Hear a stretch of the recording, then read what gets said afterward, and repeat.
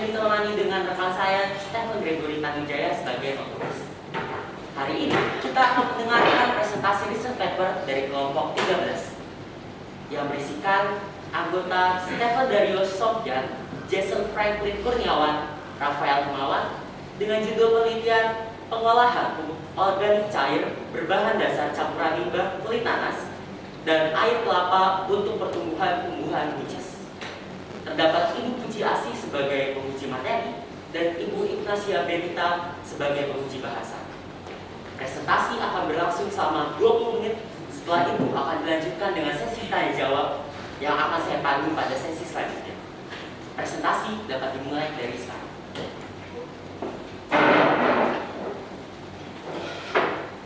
Baiklah, terima kasih atas kesempatannya kepada pihak moderator.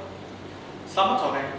Pada yang terhormat Ibu Puji dan Ibu Benita selaku guru penguji kami, dan selamat datang kepada para hadirin, Bapak Ibu orang tua yang kami cintai dan panitian yang kami kasih.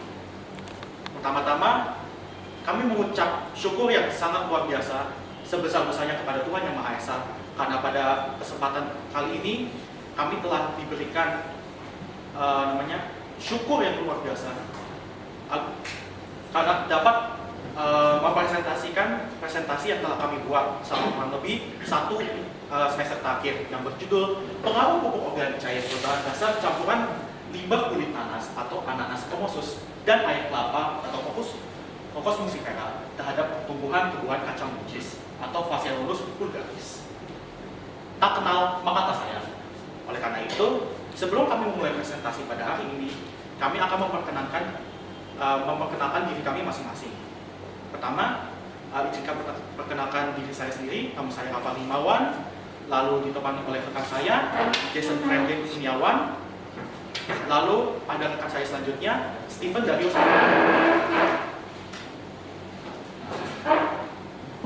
Tanpa berlama-lama lagi, maka mari kita langsung saja menyaksikan presentasi dimulai oleh pendahuluan.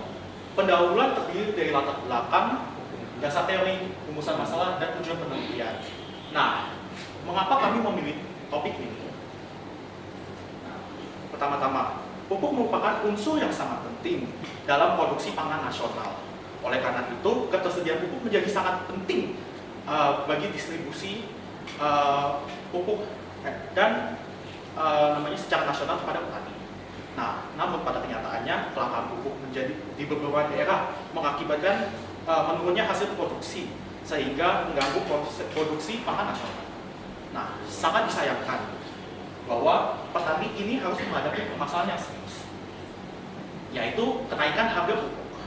Harga eceran tertinggi pupuk telah meningkat kurang lebih sekitar 30% sejak awal tahun 2022 hingga saat ini, yang didahului oleh lonjakan sekitar 80% pada tahun sebelumnya. Nah, melonjaknya harga ini didorong oleh berbagai faktor, misalnya seperti harga bahan baku pupuk yang meningkat seperti urea, fosfat, dan kalium, serta terganggunya impor-ekspor akibat perang Rusia Ukraina. Nah, selain permasalahan pupuk di Indonesia, Indonesia masih menghadapi masalah lain, yaitu permasalahan limbah. Dari waktu ke waktu, kuantitas dan jenis limbah di Indonesia terus meningkat seiring dengan pertumbuhannya penduduk dan waktu. Namun, hal tersebut tidak diikuti dengan laju solusi yang dibutuhkan untuk mengatasi permasalahan tersebut. Hal ini dibuktikan dengan produksi limbah sampah sebesar 67,8 juta ton per tahunnya. Nah, dari sekian banyaknya jumlah sampah tersebut, 60% dari jumlah limbah sampah tersebut merupakan sampah organik. Nah, penumpukan sampah ini menyebabkan berbagai tempat pembuangan akhir atau TPA penuh. Apabila limbah organik ini dibiarkan membusuk, maka akan melepaskan gas metana, yaitu salah satu gas rumah kaca yang menyebabkan terjadinya pemanasan global dan perubahan iklim. Nah, bagaimana cara mengatasi kenaikan harga pupuk dan permasalahan pengolahan limbah. Limbah-limbah organik yang tidak terolah dengan baik dapat dijadikan salah satu bahan baku pembuatan pupuk cair alternatif. Salah satunya yaitu kulit buah nanas. Nanas menjadi salah satu komoditas atau namanya tumbuhan yang dikonsumsi oleh masyarakat di Indonesia. Nanas dapat diolah menjadi berbagai olahan makanan, misalnya seperti rujak, nastar, dan dapat dimakan secara langsung buahnya. Namun, kulit dari buah nanas ini biasanya dibuang begitu saja sebagai limbah sampah organik. Nah, maaf. Nah, pada penelitian kali ini, kelompok kami memilih kacang buncis sebagai subjek penelitian karena kelompok kami berpikir bahwa kacang buncis merupakan salah satu makanan yang juga sering dimakan oleh masyarakat Indonesia. Untuk selanjutnya saya akan menjelaskan tentang dasar teori. Nah, untuk yang pertama, pupuk merupakan sebuah bahan yang diberikan oleh manusia kepada tumbuhan untuk mendukung proses terjadinya pertumbuhan. Lalu selanjutnya, air kelapa memiliki kandungan 94% air, 5% karbohidrat yang terbentuk dalam bentuk glukosa dan fruktosa. Selanjutnya, kulit nanas mengandung nitrogen, fosfor, kalium, dan hormon tumbuhan. Nah, selanjutnya kacang buncis yang kami gunakan sebagai subjek penelitian ini itu merupakan tumbuhan yang berasal dari Amerika yang termasuk dalam keluarga Leguminosae.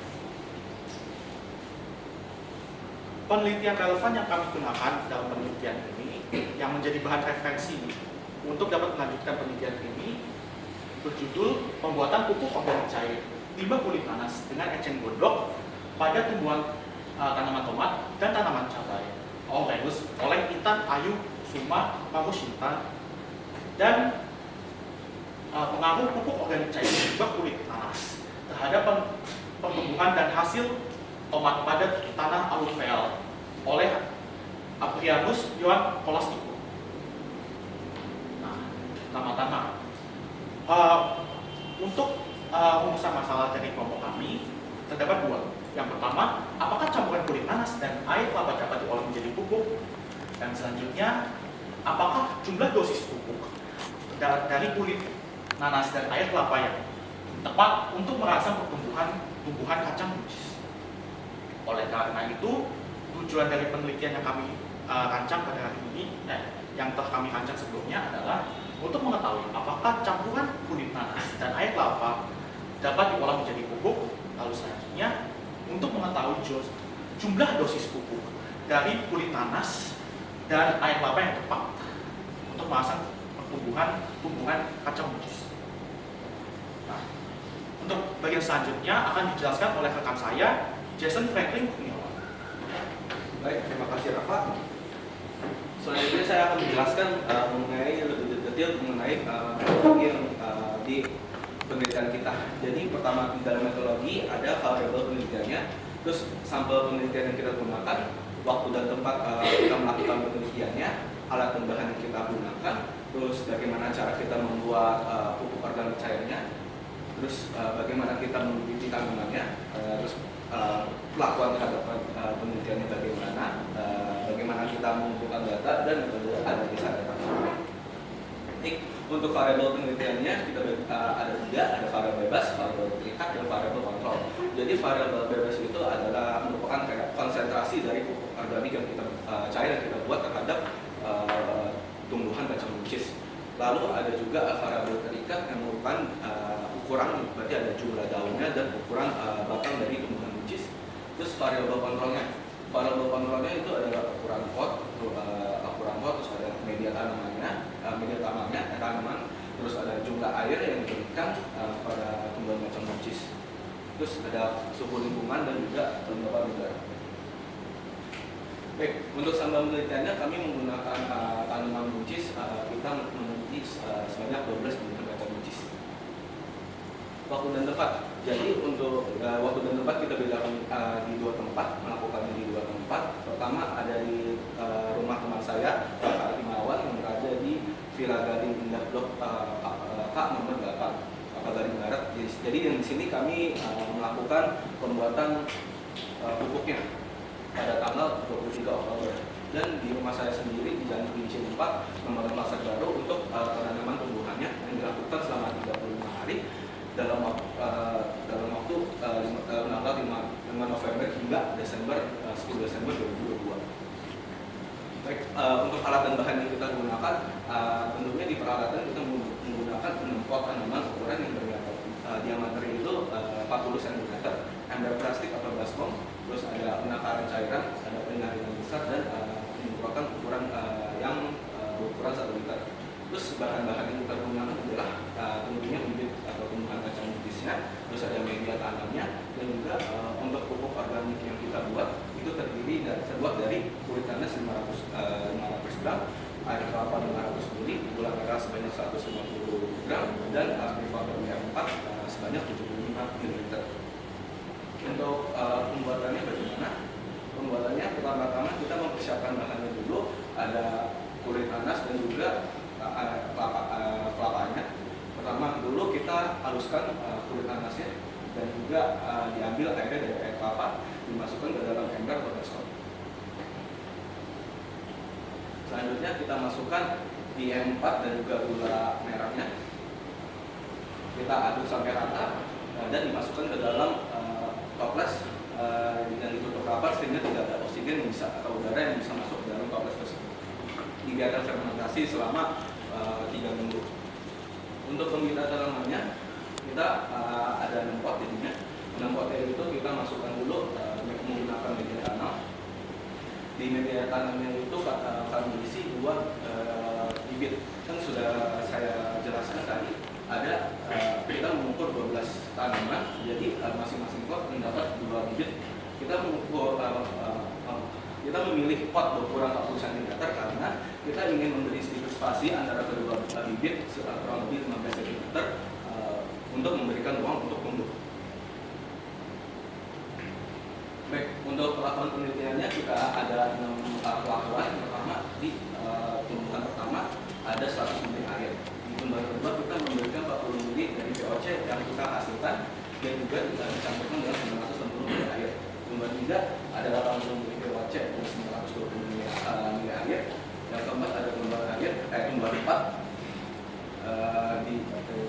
diberikan 120 ml VOC dan 880 ml air. Untuk tumbuhan 5 dan 6 diberikan pupuk konvensional yang satu adalah pupuk kimia dan yang satu adalah pupuk organik. Akarannya kita sesuaikan dengan informasi yang diberikan pada produk. Jadi ini pada gambar ada yang ini yang 40 ml, ini yang 80 ml dan 120 ml untuk VOC-nya. Terus untuk pengumpulan datanya bagaimana? Pengumpulan datanya kita tabel ini diukur dalam pertumbuhan. Jadi ada tinggi batang dan jumlah daun kita ukur di misalkan hari pertama 1. Jadi karena kita satu potnya itu ada 2 tumbuhan, jadi hasilnya akan dibagi 2. Jadi misalkan batangnya 50 cm dan yang kedua 52 cm, dihitung rata-rata menjadi 51 cm. Ini adalah foto dari waktu pengukurannya. Sebenarnya pengukurannya tidak seperti ini. Ini karena di foto pakai satu tangan jadi sulit untuk direkam. Sebenarnya kita untuk mengukurnya tanamannya itu dibuka dulu dari batang kayunya supaya terus diletakkan di lantai dan diukur pakai tali pengukur, pita pengukur. Kayak diukurnya itu kayak kabel. Ini hari ke-24, hari ke-27, ada hari ke-30, hari ke-33, dan di hari ke-35.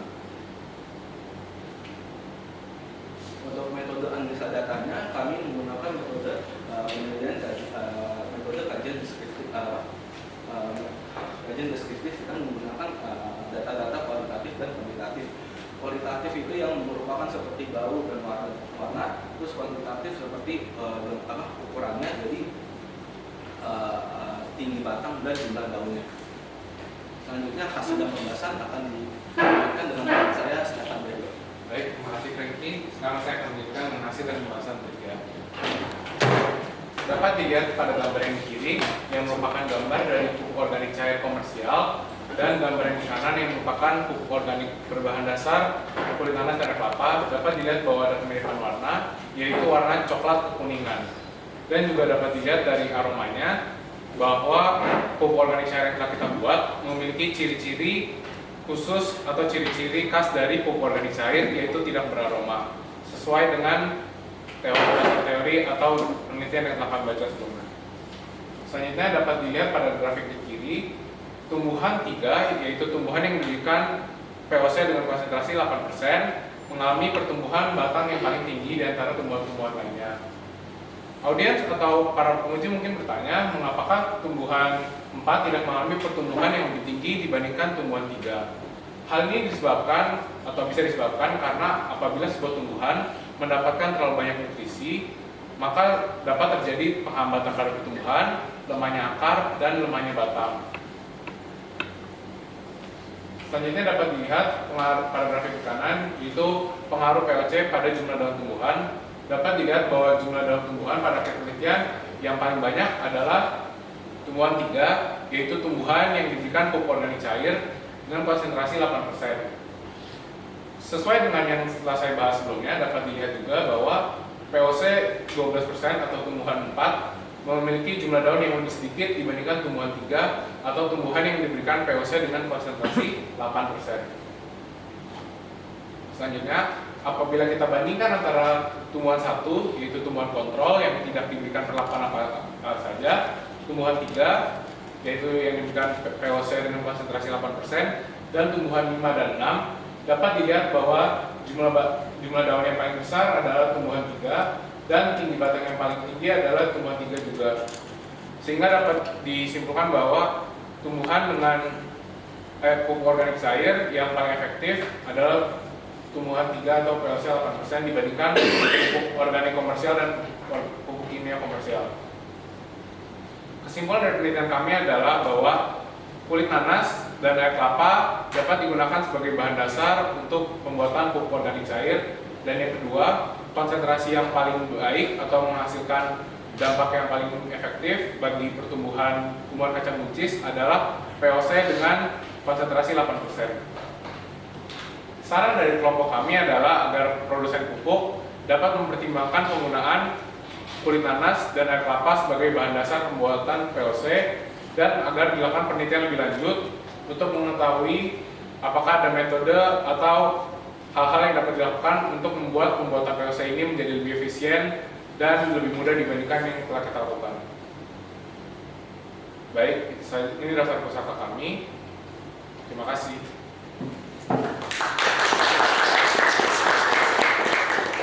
Maaf, apakah saya belum menemukan closing statement-nya?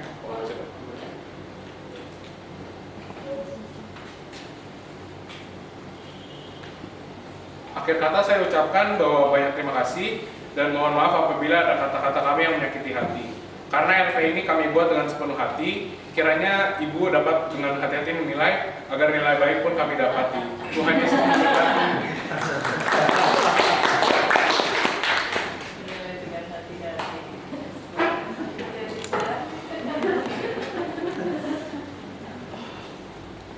Baik, apakah masih ada yang ingin disampaikan karena waktu tersisa 2 menit untuk sesi presentasi? Sekarang akan masuk ke sesi tanya jawab yang akan dimulai dengan tanya jawab oleh tenaga, lalu oleh penguji dan oleh audiens. Oleh tenaga, apabila ada yang bertanya. Presentasinya sudah bagus, sangat bagus, simpel namun menarik, juga komposisi warna dan transisi pun sudah cukup menarik dan enak dilihat. Juga para presenter telah membawakan materi yang disajikan dengan baik dan juga ringkas dan jelas. Lalu saya ingin mengajukan suatu pertanyaan, yaitu dikatakan bahwa kelompok memilih kacang buncis sebagai variabel terikat karena kacang buncis banyak dikonsumsi oleh masyarakat Indonesia. Namun pertanyaan saya, banyak juga sayur-sayur lain seperti kangkung, bayam, sawi dan sebagainya. Apa hal spesifik dari buncis sehingga kelompok presenter harus memilih buncis sebagai variabel terikat. Dan apakah pupuk ini bisa bekerja pada tanaman lain? Terima kasih.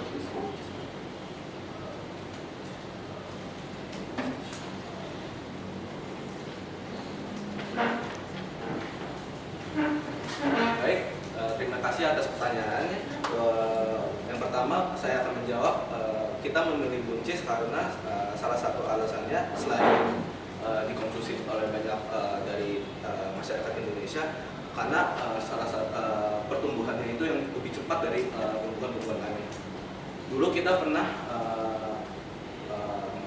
mencoba dengan tanaman timun, tapi karena kegagalan dan waktu yang sudah menipis, kita pindah ke buncis yang pertumbuhannya lebih cepat dari timun. Baik, untuk pertanyaan keduanya, tadi ditanyakan apakah bisa buat tumbuhan lain. Tentu bisa, karena ini merupakan pupuk organik yang hasilnya dengan tanaman lain mungkin relatif sama dengan pertumbuhan seperti kacang buncis yang kita miliki.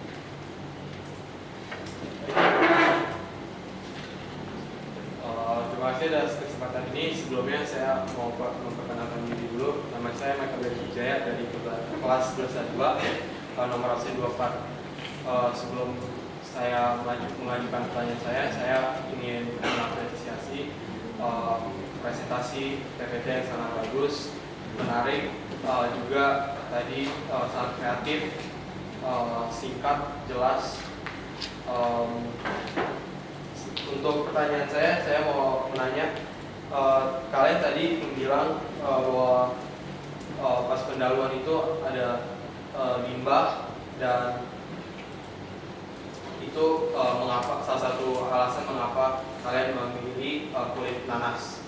Tapi kalau air kelapa sebenarnya kan bukan limbah ataupun sisaan dari makanan gitu ya. Air kelapa termasuk minuman yang sering diperjualbelikan untuk diminum, minuman segar gitu. Apakah itu juga nggak akan harganya makin mahal, karena kelapa sendiri setahu saya harganya bisa 15 sampai 20 ribuan. Terima kasih.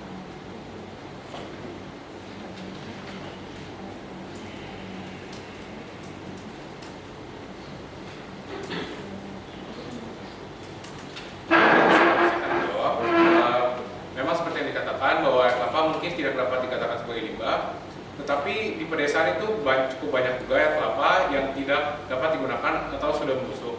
Perlu diketahui juga bahwa air kelapa mengandung banyak sekali nutrisi yang dapat digunakan untuk membuat pupuk ini menjadi lebih baik untuk pertumbuhan tanaman. Sehingga itu menjadi salah satu alasannya. Dan kedua, bahan dasar untuk pembuatan ini masih relatif lebih murah dibandingkan pupuk organik cair komersial yang kita melihat di online atau di toko-toko online ya. Apakah masih ada tambahan dari penanya? Baik, sekarang sesi tanya jawab akan dilakukan antara penyaji dan juga guru penguji. Dipersilakan. Oke, baik. Terima kasih moderator. Sebelumnya propesiat dulu untuk Rafael Rimlawan, Jason Franklin, dan juga Stephen Dario yang sudah menyelesaikan penelitiannya ya. Oke. Dan menurut Ibu penelitiannya bagus, karena dari penelitian ini tadi hasilnya adalah bisa membuat ramuan pupuk yang tadi kalau diperbandingkan dengan pupuk organik maupun pupuk kimia standar yang dipakai begitu menunjukkan hasil yang lebih baik begitu ya. Jadi ini sebagai sebuah temuan yang seandainya dipublikasi itu memberikan sebuah alternatif baru gitu. Jadi ini sesuatu yang bagus. Namun untuk sampai pada kesimpulan itu, Ibu Puji ingin menggali beberapa hal supaya apa? Supaya data yang kamu tampilkan itu memang valid begitu ya. Jadi kalau kita memberikan suatu rekomendasi itu memang data-data penelitian kita itu akurat gitu ya. Maka saya akan mulai dari situ ya. Yang pertama, apakah kamu sebagai peneliti yakin dengan data-data yang kamu dapatkan gitu? Kalau yakin kenapa?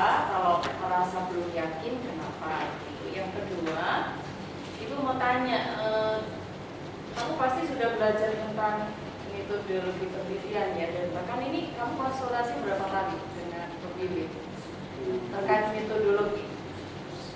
Terkait metodologi secara spesifik. Iya, Mungkin 3 atau 3 ya, tapi sudah dikonsultasikan ya. Iya. Baik, jadi saya ingin tanya, apakah bagaimana kamu menentukan jumlah sampel minimal ya sehingga itu bisa dianggap sebagai datamu itu valid begitu? Terus yang berikutnya, bagaimana kamu menjaga homogenitas sampel sebagai syarat-syarat minimal dalam suatu penelitian sehingga data kita itu nanti yang kita tampilkan memang benar-benar akurat begitu. Ya, gitu aja. Ini ke metodologi dulu. Silakan dijelaskan.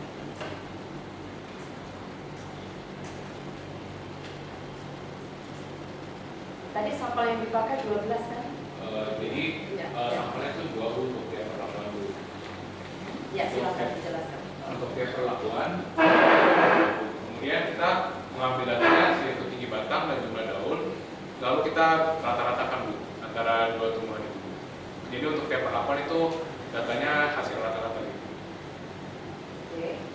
Tapi dasar menentukan jumlah sampelnya untuk setiap perlakuan, apakah ada persyaratan yang sebetulnya itu harus dipahami di dalam sebuah proses transformasi percobaan?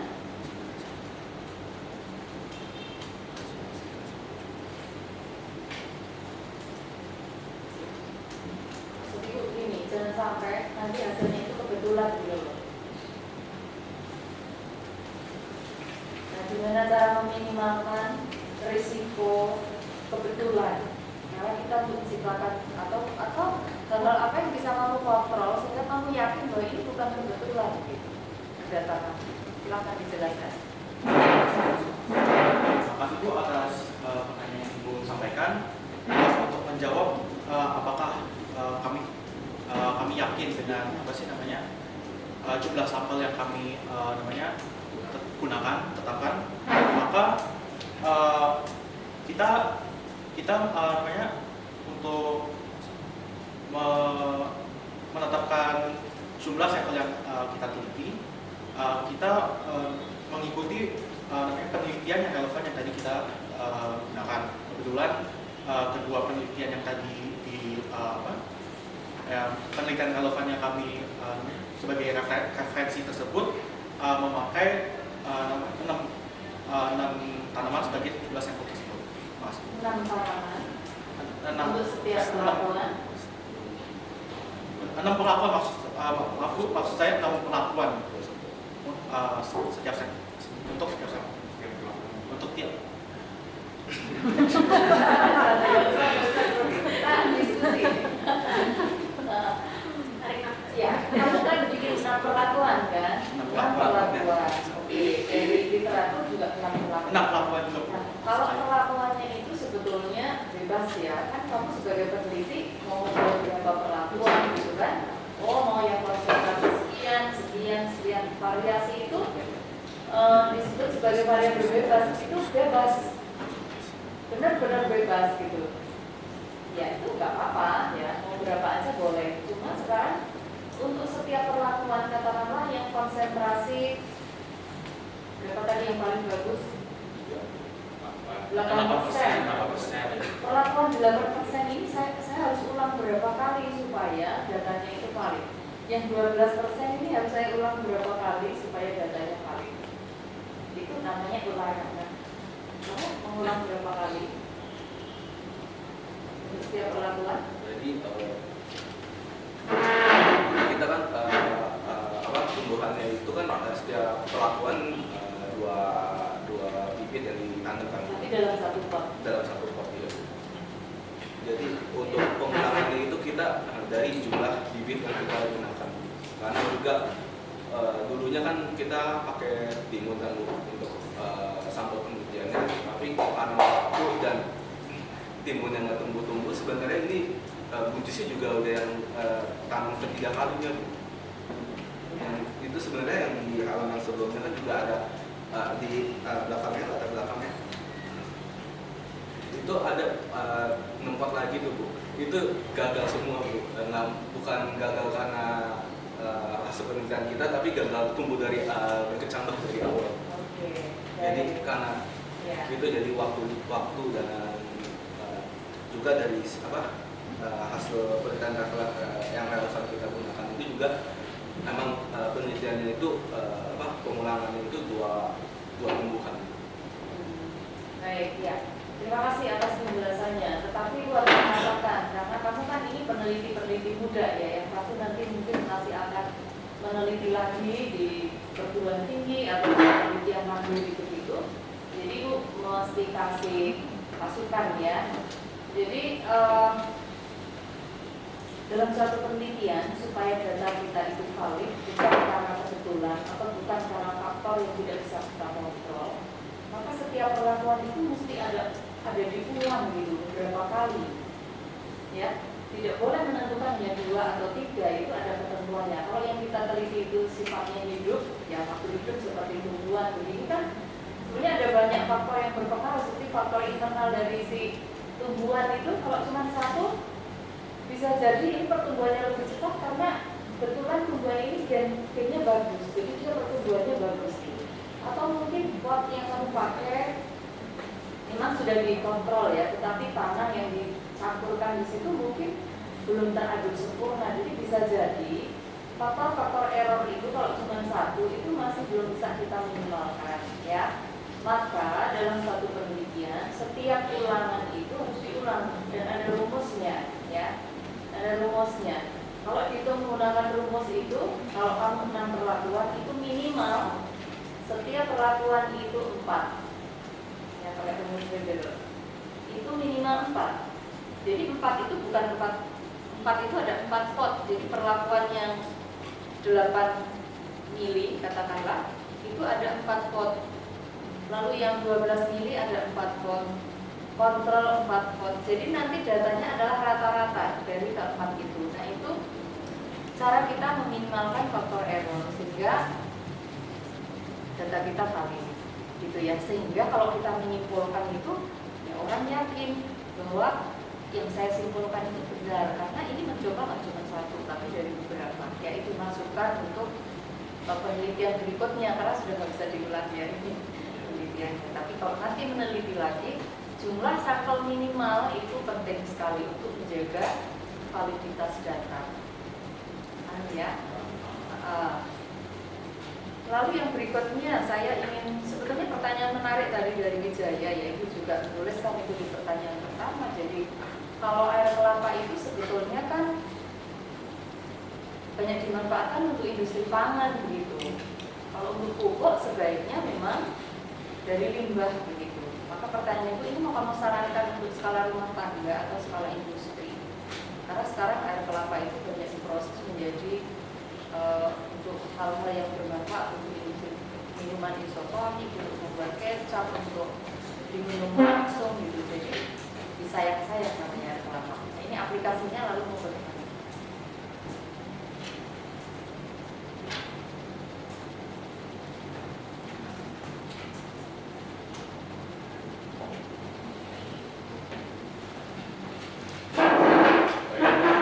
Kalau menurut kami Bu, memang ini bisa digunakan Bu dari skala rumah tangga bisa, dari skala industri juga bisa Bu, disesuaikan saja dengan ketersediaan air kelapanya Bu.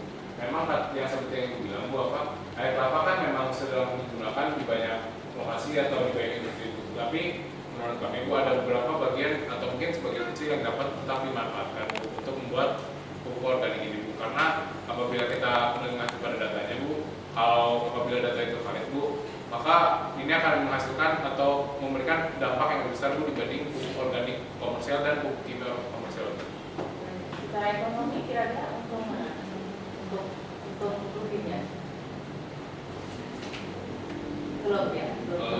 Sebenarnya kira-kira Bu, kira-kira pupuk organik komersial kami, pupuk organik cair kami Bu akan lebih untung Bu dibandingin pupuk organik komersial Bu. Soalnya kita punya itu bahan dasarnya kan limbah kulit nanas Bu. Itu bisa dikumpulkan, mungkin dapat dilakukan secara gratis Bu, seperti meminta kepada penjual rujak Bu, atau tempat yang menyediakan makanan nanas bukan, atau kalau untuk air kelapanya kan kira-kira 1 liter 1 batok air kelapa itu kira-kira bisa 11.000 hingga 15.000 Bu.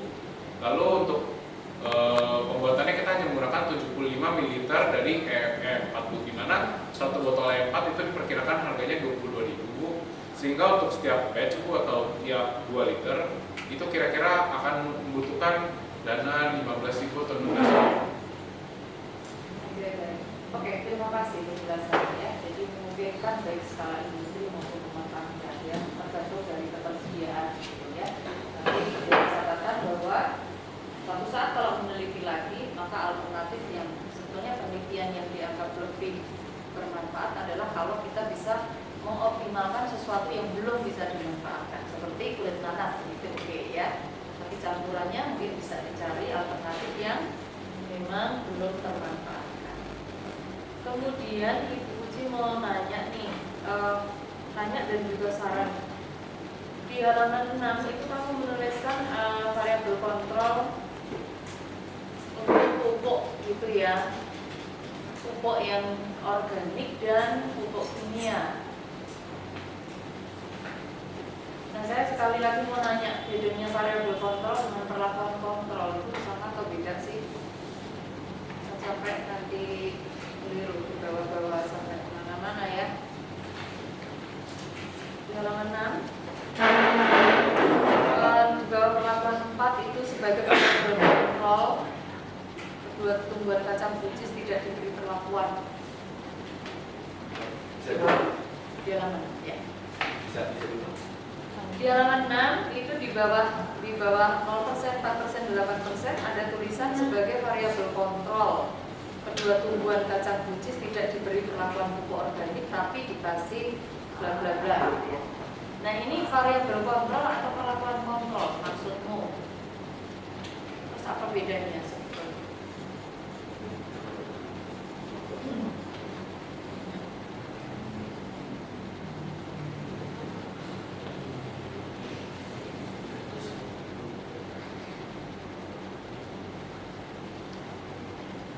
Yang diberi pupuk konvensional dan pupuk organik itu namanya perlakuan kontrol atau variabel kontrol? Baiklah Bu, untuk menjawab pertanyaan Ibu, yang namanya kedua hal dari Ibu sebutkan merupakan perlakuan kontrol. Perlakuan kontrol ya. Jadi di sini nanti diperbaiki ya. Itu adalah perlakuan kontrol. Itu namanya kontrol positif karena itu yang kita berikan pupuk standar. Yang 0% namanya kontrol negatif ya. Hati-hati di dalam menuliskan ini. Diperbaiki.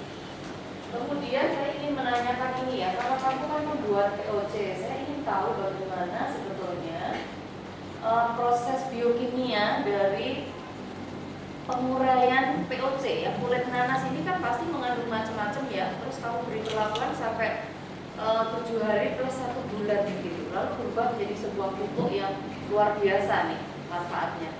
Nah, sebetulnya treatment yang kamu berikan di dalam membuat POC itu terjadi proses apa sih? Sehingga yang tadinya kalau air kelapa langsung diberikan ke tanaman, apakah itu bisa hidup juga bagus atau dia harus nunggu dibuat POC dulu baru jadi bagus? Nah, pertanyaannya adalah dalam proses pembuatan POC sebetulnya terjadi proses apa?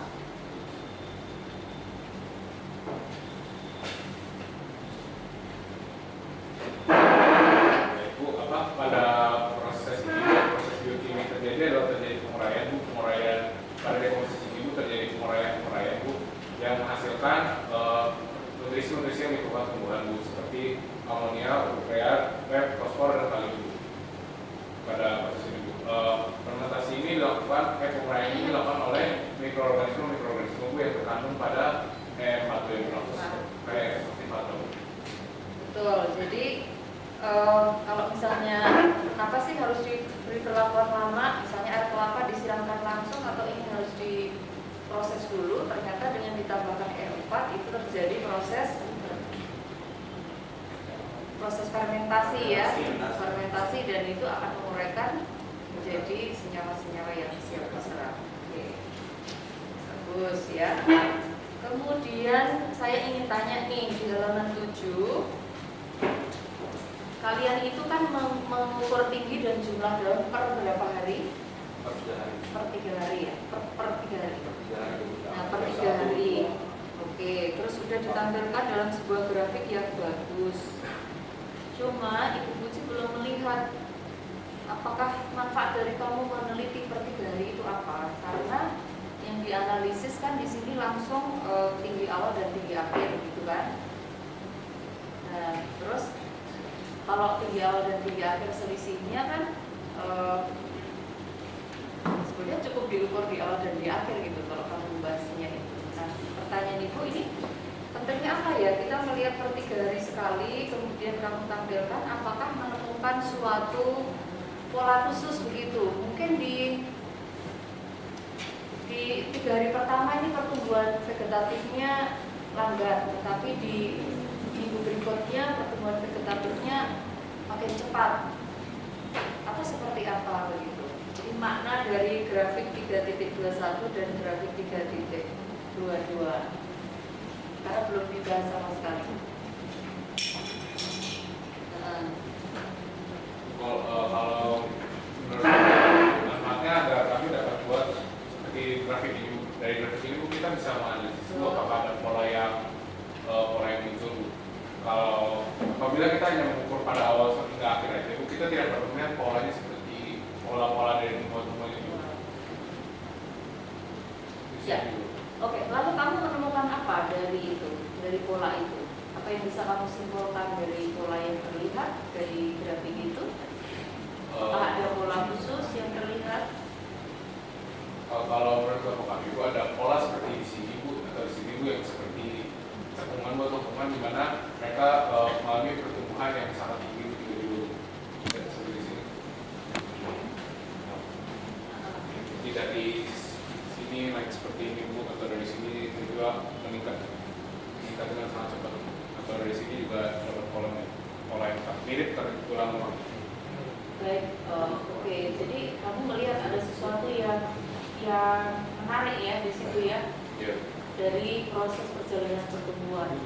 Maka maksud Ibu, saran Ibu, kalau data itu kamu ambil, jangan cuma kita capek bikin data ya, karena kamu udah mengukur per 3 hari tingginya, jumlah daun gitu kan, pasti ada sesuatu yang menarik di situ, lalu itu juga harus kamu bunyikan gitu di sini, harus dibahas. Bahwa ada sesuatu yang menarik pada pertumbuhan minggu ketiga ternyata yang tadinya itu pertumbuhannya lambat ternyata dia jadi makin tinggi. Itu kan sebuah fenomena. Ya, saran saja. Jadi kalau data kita ambil maka data itu harus kita manfaatkan. Misalnya kita hanya sampai mengukur tapi kita tidak memakai. Waktu itu habis ada 3 menit untuk saya. Itu nggak sebagaimana. Oke, sudah. Sudah.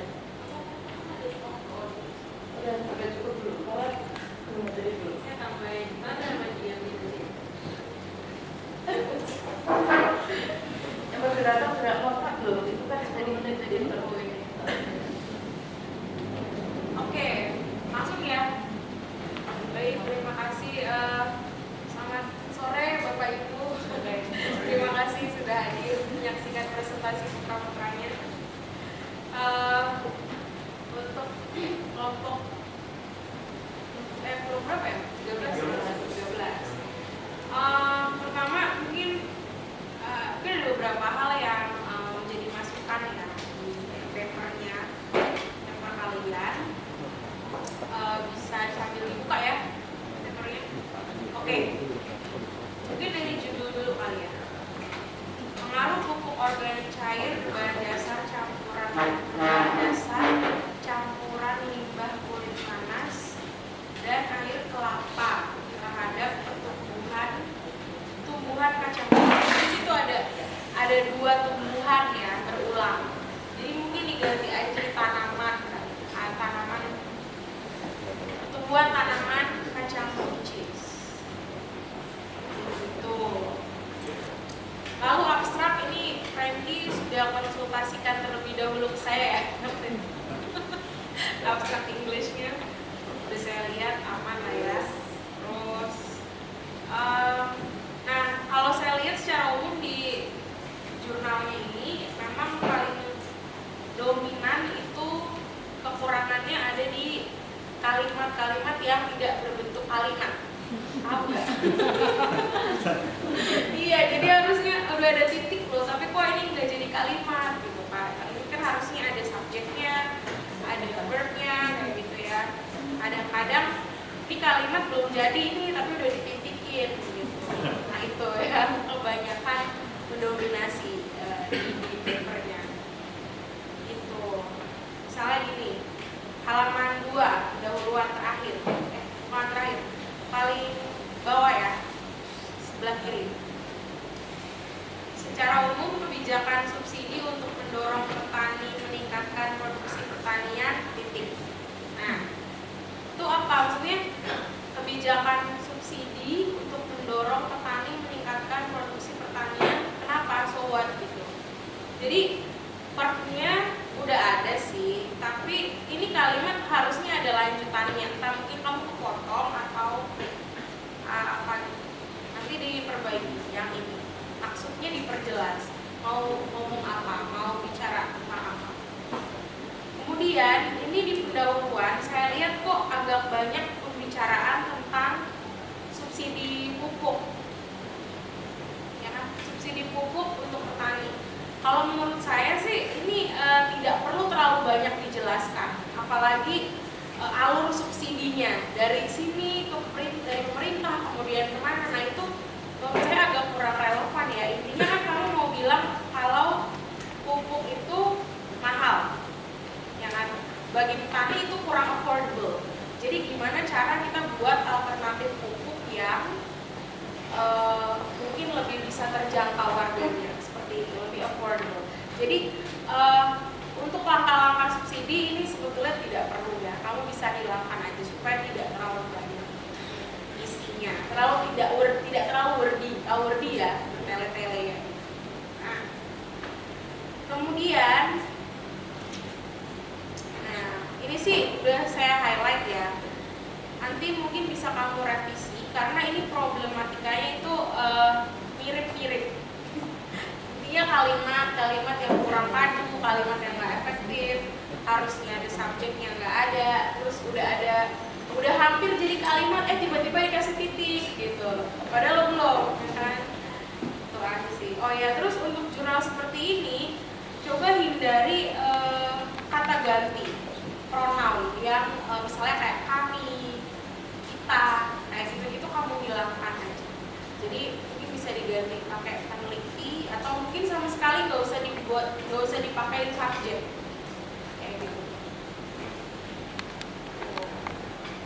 Ya kalau concern utama saya sih tadi ya penjelasan pupuk kurang penting, jadi bisa kamu hilangkan. Terus sama kalimat-kalimat yang kurang padu. Oke, ya itu aja. Terima kasih. Congratulations guys.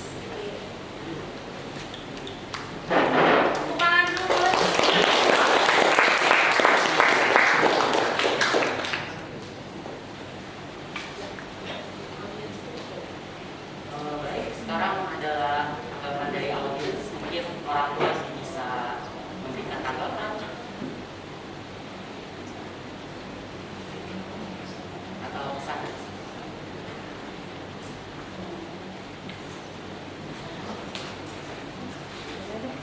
Silakan dari Selamat sore, karena ini cuma kasih ini aja ya, apresiasi aja sih untuk mereka udah oke, maksudnya salut sih sama mereka udah kerja, udah bikin ini semua dan hasilnya oke juga. Maksudnya saya nggak nyangka juga, jujur nggak ngikutin. Tapi tadi dengan melihat apa sih yang mereka adalah kulit nanas, terus dari limbah, boleh juga untuk kedepannya ya, karena kan memang kita butuh limbah untuk didaur ulang lagi. Nah tadi memang saya punya pertanyaan sebenarnya hampir sama nih kayak ingin apa secara ekonomi ya maksudnya pakai apa air kelapa. Tapi karena tadi Steven udah menjelaskan kalau dia di persentase pemakaiannya dikit, oh boleh lah itu dipakai. Ya oke deh, selamat deh buat mereka. Ya, Bagus juga ini bahannya. Ya.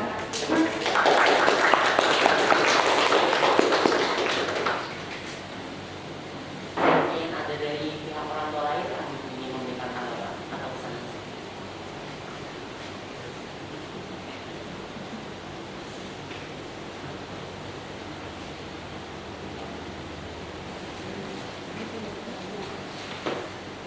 Selamat sore, semua anak-anak ya. Ini sebelumnya nggak pernah tahu secara detail. Selalu apa? Terima kasih buat bimbingan dengan para guru ya. Dan juga mungkin teman-teman juga saling mendukung ya. Mengajarkan mereka teamwork, ide-ide kreatif yang kita nggak terpikirkan ya. Tetap maju lagi untuk kedepannya, berusaha saling bekerja sama, itu juga kekompakan juga ya, saling mendukung. Tadi gagal, bajunya timunnya gagal, ganti lagi. Pernah mami nggak jalan, timun ganti lagi. Hah? Apa lagi yang diganti? Yang penting ayo maju terus ya, seperti itu. Ya, untuk secara ilmiah yang dimasukkan itu juga baik sekali ya. Dan untuk go green dan juga pangan sehingga kebaikan bersama. Terima kasih. Terima kasih Ibu.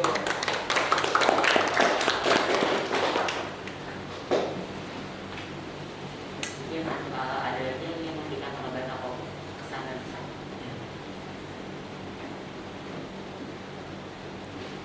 Baik, jika tidak ada, apakah ada audiens yang ingin memberikan pertanyaan kepada penyaji? Silakan. Baik, pertama saya perkenalkan diri dulu.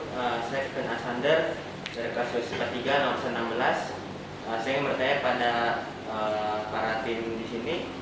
Yang pertama pertanyaannya adalah apakah pupuk yang dihasilkan dapat membantu ketahanan hama terhadap tanaman yang diberikan pupuk?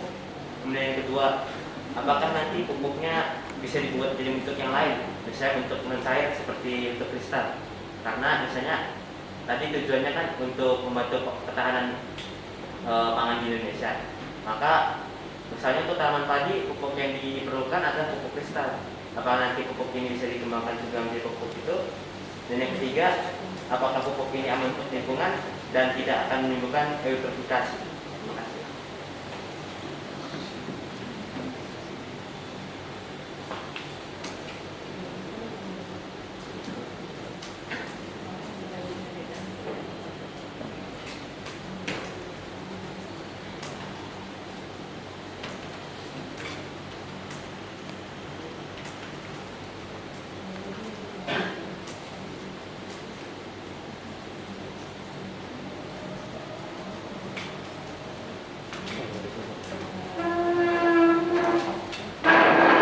Sekarang saya akan menjawab untuk pertanyaan yang pertama. Itu mungkin butuh penelitian lebih lanjut karena sejujurnya kami tidak meneliti hingga ke situ. Dan untuk yang kedua, apakah bisa dibentuk dalam bentuk kristal? Secara teoritis mungkin dapat dibentuk atau diolah lagi menjadi bentuk kristal melalui proses-proses seperti dievaporasikan. Tetapi hal ini juga memerlukan penelitian lebih lanjut karena apabila dilakukan pemanasan yang berlebihan, kami tidak tahu apakah nutrisi yang terkandung akan terpengaruh atau tidak. Dan biayanya mungkin akan meningkat juga dan malah meningkatkan biaya produksi untuk pupuk ini. Dan yang ketiga, menurut kelompok kami seharusnya akan ramah lingkungan karena terbuat dari bahan-bahan organik dan tidak ada bahan-bahan kimia yang kita campurkan kepada pupuk kami ini. Apakah jawabannya sudah menjawab pertanyaan? Baik, Bapak Ibu, Ibu guru orang dan Bapak Ibu orang tua serta teman-teman sekalian, dengan demikian berakhirlah sesi presentasi hari ini. Kami mengucapkan novisiat dan juga terima kasih kepada kelompok 13 yang telah berhasil mempresentasikan penelitiannya pada hari ini. Mari beri tepuk tangan.